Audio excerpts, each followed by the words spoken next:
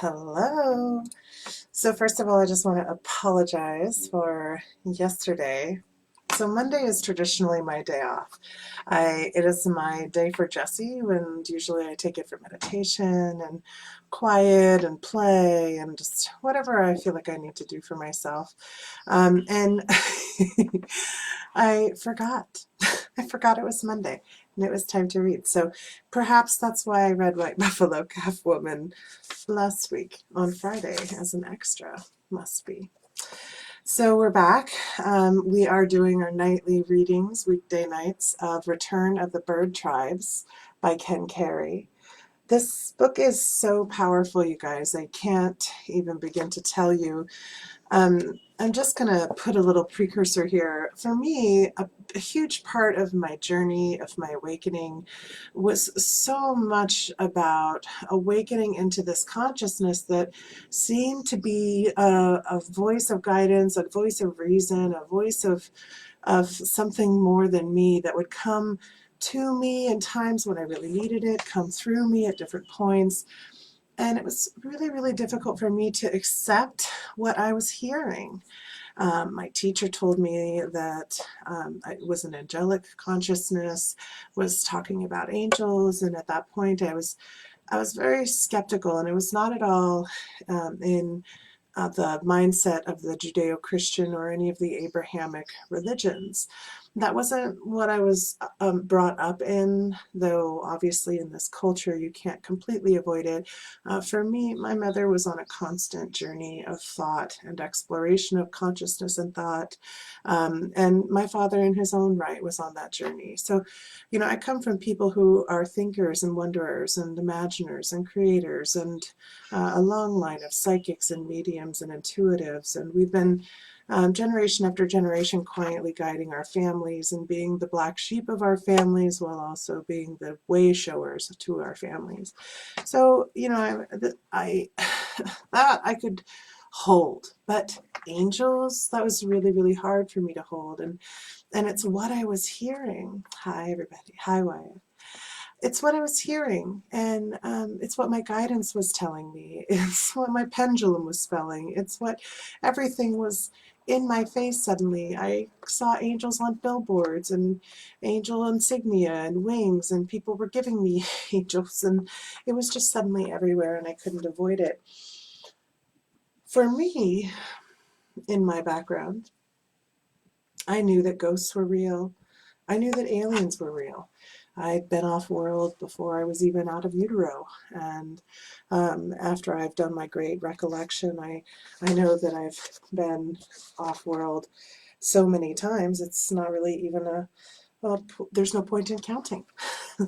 And I'm not alone. There are many of us who surrendered into part of the service of this great gardening and cultivation of races of vessels that are optimum and work so well in different planetary bodies. And the human vessel is a great one. It's so amazing, so powerful, so capable, so adaptive, so inspired. And as I awoke, my journey of uncovering just truly how awe-inspiring this vessel, not just my own, but every human really is as you get to know them. There's not a single person that I've actually sat down and gotten to know that wasn't fascinating in their own right, didn't have a story, didn't have some sort of perspective that blew my mind. Whether it's I knew understood the concept or not, their perspective was so unique. So this book,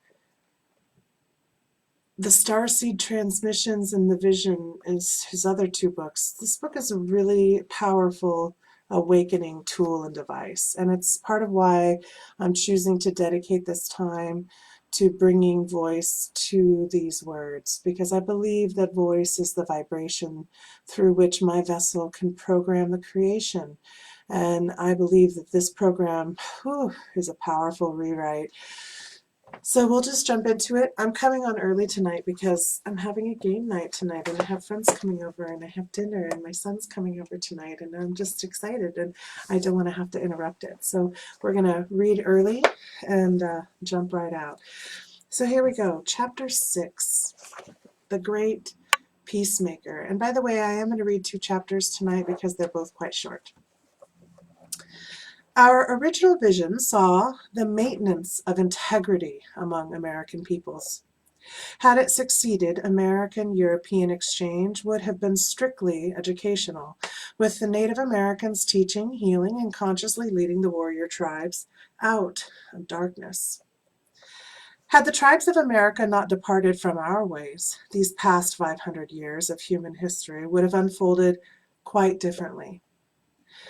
And let's just insert here, remember the sheer numbers, the overwhelm of the warrior tribes of Europe as a collective consciousness began to overwhelm the consciousness shield that the continents were providing the Americas for many, many, many millennia. And so let's just add into there, it's not a causality, it's not a blame statement, but a recognition of causality and effect. Had that not occurred and they been able to be strong enough to continue to hold their ways even before the white man came with their Europeanized, by the way, not just white, colonizing forces and thoughts and consciousnesses, then it would have unfolded very differently. It was not just the Europeans who shattered the peace. Europeans could not have transplanted their cultures on American soil had the people of the lakes remained true. And yet, there is no judgment. In the America of 25 centuries ago, one incarnate in human form with sensitive human heart was bound to feel the emotional turbulence of the time.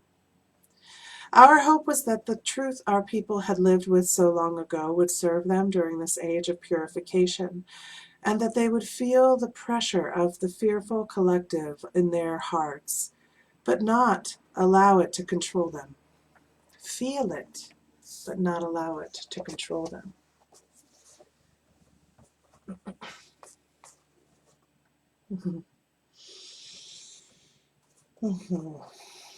I need to just breathe that in again.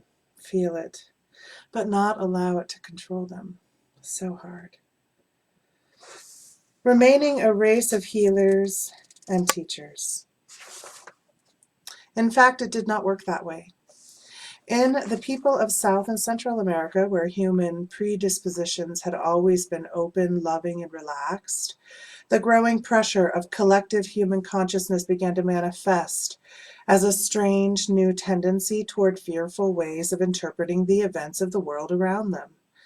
This naturally brought their egos to the forefront. Self-centered behavior was increasingly justified until it spread and became focalized in distorted city-states.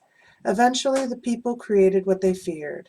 Exploitive, hierarchical societies appeared where, for many thousands of years, there had been decentralized, peaceful living in cooperation with the earth and her creatures. The people of the Americas had always had their challenges, but prior to this time they were external challenges and challenges of rock and wind, heat and rain, successful designs, challenging human ingenuity to meet them every step of the way. Until now, the American tribes had not encountered the destructive challenges that arise from within when people are fearful and divided within themselves. Once the people of the bird tribes lost touch with their eternal spirits, they were as responsible for what the Europeans brought as the invaders themselves. They were left with no choice but to blend with the warrior tribes, that in the end all might again become conscious and whole. It was a dark hour, but not an hour without hope. The momentum of the larger cycles was still guiding all things inexorably toward eventual healing. Even after the fearful crystallization of Aztec, Incan, Mayan, Olmec, and Toltec peoples, there were still American tribes who remained true. Here and there for a while, a few of us were incarnate and had influence. Quetzalcoatl, Dengahuida, white buffalo calf woman, Ulquiron, the golden one of the sun. But as the centuries wore on and the troubles increased, one by one we took to the air to fly into the spirit world. To withhold from human incarnation until the great flowing tide of time should return again at the changing of the age. Bird tribes do not stay where they are not invited. We do not impose. We blend only when our egos make us welcome. We flutter gently into the human circuitry to offer what we are, to blend only where there is openness and trust. We incarnated as long as we could in the Americas, but eventually the pressure of collective human consciousness, fearful as it was, created sufficient emotional turbulence that incarnation among the warrior societies became too painful for most of us. And for most light-hearted spirits of the stars, it was unbearable. By the time the first European settlers began meeting Native Americans, they were meeting people whose true native social order had been declining for over 2,000 years. By then, there were few of us incarnate as far south as the Great Lakes. Most of us had retreated inland to the mountains or far to the north. Toward the end, we left the north without a trace, retreating disincarnate to the spirit world. We knew that the great ever-rolling cycles would bring our time to the earth again, and most of us were content to wait. I was one of the few who continued to put on material dress. For a time, I sought to draw the nations of the North American forests to a pre-existing reality that the Ongwione had once experienced. I knew that my efforts could only partially succeed during this age, when the dominant human vibrations were fearful. But I also knew that the missions I set out to accomplish could greatly reduce the trauma of the pending European invasion. A confederacy of peaceful and cooperative tribes along the North Atlantic seaboard would provide a powerful center from which our energies could radiate during the troubled times that were approaching. Conceivably, our influence could spread from such a center, perhaps in time even reach out beyond the Great Lakes, to touch the Mississippi and the peoples of the plains. Can you guys hear the birds that are just going crazy outside? A little bit ago it was dogs. Now it's birds. In addition to the immediate value of the Confederacy to its member nations, the principles that guided the Confederate tribes would help to reduce the violence that would most likely follow in the wake of the massive European migrations, which were now but a few short centuries away. The Confederacy would heighten the level of conscious exchange for all the people of North America. It would establish a precedent in human consciousness, a template, a pattern that would subtly affect humanity through the generations to come. It was a goal worth attempting. Even partial success would be of substantial long-term value. I gathered my awareness and prepared for my descent. I caused my spirit to glide across the forests of Ontario, from a tribe along the northern shore to the great inland sea. I felt the welcome of a family, strong and brave. I was born and raised in the Huron way. In a Huron village I lived. As he who is now called the Great Peacemaker, I traveled among the Iroquois-speaking nations. I reminded them of the winged tribes available to help them and of the sacredness of all life. I taught them that warfare makes one as vicious as one's enemies, and that to fight for any reason other than self-defense is to become what you detest. It was the fiercest of the northeastern tribes that I first brought my message. To the Gain Nikehanga, the people of Flintstone. Forgive me how I butchered that. Please educate me if you know how to speak that properly. or the Mohawks, as they are called today. Though these were among the distant, much later descendants of the original bird tribes many generations removed, they nevertheless retained a deep inner rhythmic feel for the truths I presented. I knew that the Mohawks agreed to the if the Mohawks agreed to the intertribal Iroquois nations, for the Mohawks were famed for their bravery and abilities in war, and the other tribes were sure to take an interest. The significant news would impact them all. So what we're learning about is how the tribes descended from one another. And since it's 5:30, that took a little longer to read than I expected. I'm going to go ahead and say that this is good for tonight. And tomorrow night, what we're going to read is Among the Kehanga Haga. Kehanga. I need a teacher for how to speak that properly. But this is the next chapter of their life among the Huron and the warriors.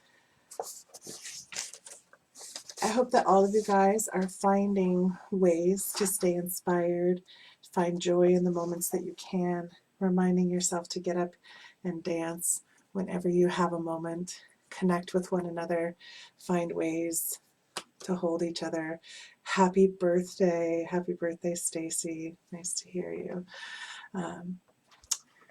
Love to you all, and I'll see you guys tomorrow night.